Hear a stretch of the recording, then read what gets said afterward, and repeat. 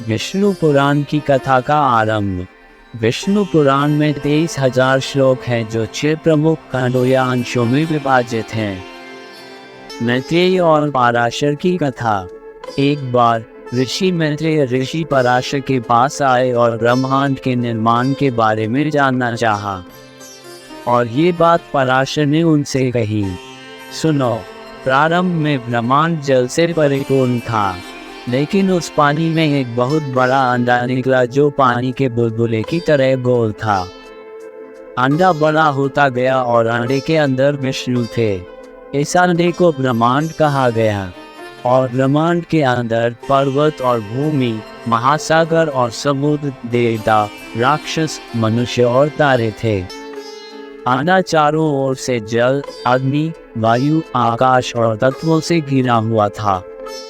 अंडे के अंदर विष्णु ने ब्रह्मा का रूप धारण किया और ब्रह्मांड की रचना के लिए आगे बढ़े।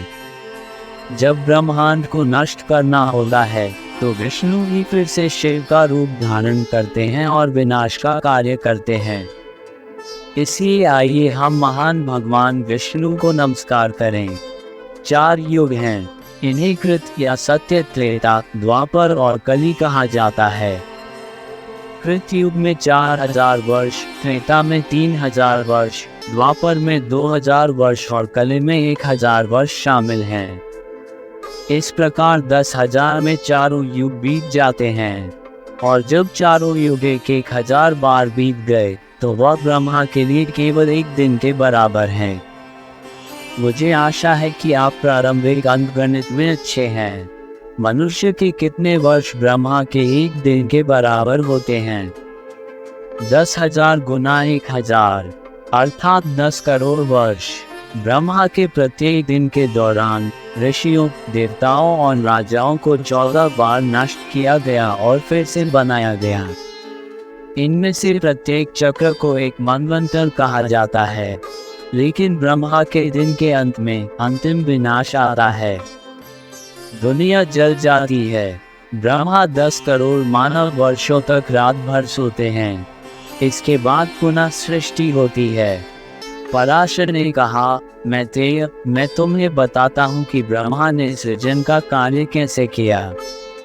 ब्रह्मा नारायण का ही अंश है, और नारायण ही विष्णु है। नार का अर्थ है जल और अयन का अर्थ है विश्राम स्थल। जब पिछली सृष्टि नष्ट हो गई तो संसार जल से भर गया और विष्णु जल पर सो गए।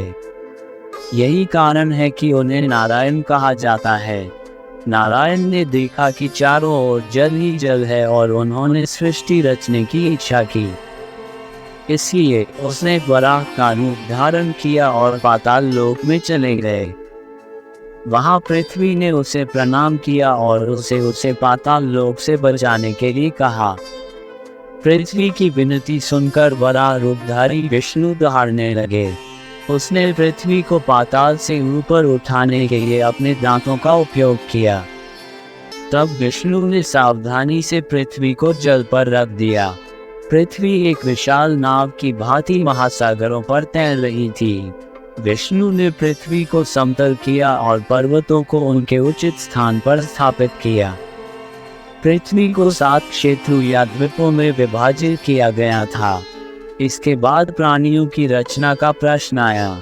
ब्रह्मा ने अपने मन की शक्तियों से 4 प्रकार के प्राणियों की रचना की। पहले राक्षस या असुर थे, वे ब्रह्मा की जांघों से निकले थे। इसके बाद देवता आए, वे ब्रह्मा के मुख से निकले। पूर्वज या पितर ब्रह्मा के पक्ष से अवतरित हुए, और मनुष्य सबसे बाद में बाहर आए, और भी बहुत सी चीजें बनाई गईं। उसके बाद ब्रह्मा भूखे और क्रोधित दोनों थे। भूख के राक्षसों ने रूप धारण कर लिया और वे अपने निर्माता ब्रह्मा को खाना चाहते थे। उनमें से कुछ ऐसे भी थे जो अपने रचयिता को खाना नहीं चाहते थे, बल्कि उसकी रक्षा करना चाहते थे। उन्हें राक्षस के नाम से जाना जाने लगा, और जो लोग उसे खाना चाहते थे वे यश फैलाए। जब ब्रह्मा ने इन अवांछित प्राणियों को देखा तो उनके सिर के बाल झड़ गए, वे बड़े हो गए और फिर से खड़े हो गए। इन बालों से सांपों की उत्पत्ति हुई। गंधर्वों का जन्म हुआ। गायन के कारण उन्हें गंधर्व कहा जाता था। और भी बहुत सी चीजें बनाई गई। पक्षी, छाती वाली भेड़ और मुंह वाली बकरियां ब्रह्मा के वंश से निकली। उसके पेट और बाजू से मवेशी निकले और उसके पैरों से घोड़े, हाथी, हिरन और ऊंट निकले। ब्रह्मा के शरीर के बालों से पौधे उगाए। मनुष्यों के 4 वर्ग बनाए गए: ब्राह्मण, क्षत्रिय, वैश्य और शूद्र।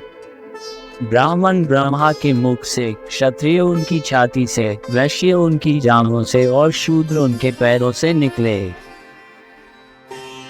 धन्यवाद। आप देख रहे थे गॉड ब्लेस टीवी हिंदी।